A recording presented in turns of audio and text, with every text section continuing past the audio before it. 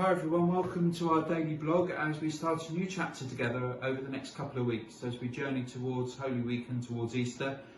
We're going to be looking at this piece of work by Tom Wright called The Servant King, looking especially at the passage in the Old Testament called Isaiah chapters 40 through to 55. It's a beautiful and most powerful poem, and poems within poems, that reveals so much of what not just Easter and the cross is about, but also the heart of God himself.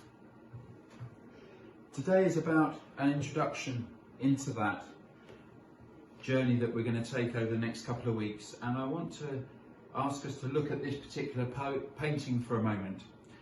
It's a picture of a famous story that Jesus told called The Prodigal Son. It's painted by an artist called Rembrandt and lives in St. Petersburg in Russia.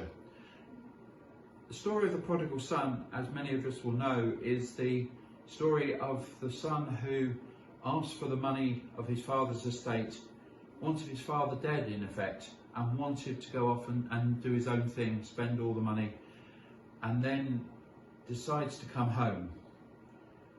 And this incredible and challenging idea that the father has been looking for him every day, and when he hears that the son is on his way home, runs out to meet the son, something that within Jewish culture was totally would have left his audience, Jesus' audience, flabbergasted, that a wise and learned father would do such a thing as to run out to meet his son, and throws his cloak around him, places a ring upon his finger and shoes upon his feet, and those immortal lines, "I thought my son was dead, but now he is alive."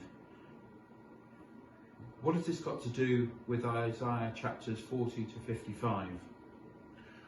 Well, what had happened to Israel during this time of Isaiah was that they had gone into exile. They'd lost everything. All that they'd hoped for, all that they believed in, had been shattered, and they were taken into exile in round about 597 BC. In amongst their despair, they cry out to God. And Isaiah offers the people both judgment, as in he's honest about their unfaithfulness, and he also offers them hope. How was God going to offer that hope to both Israel and indeed the world? By calling his own son to actually be the servant who would bring healing and salvation and hope to the world. That was true in 597, 600 years before Jesus. It was true at the time of Jesus coming into the world, and of course as Christians we believe it is true, just as relevant today.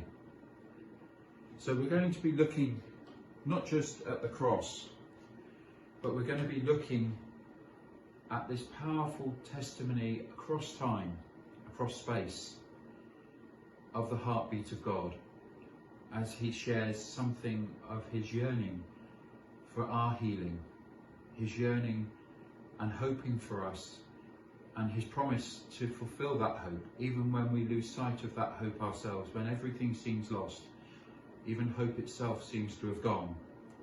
Jesus offering that fulfillment of God's faithful covenant promise.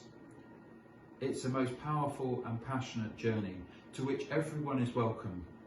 But I need to give you a little bit of a warning.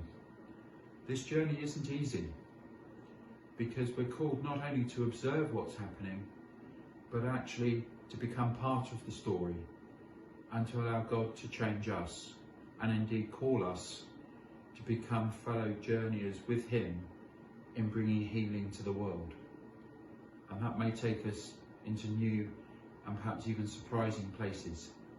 But it's a powerful and a great journey. So I hope you'll join with us over the next couple of weeks as we journey towards Easter. God bless everyone. Have a good rest of the day. Bye for now.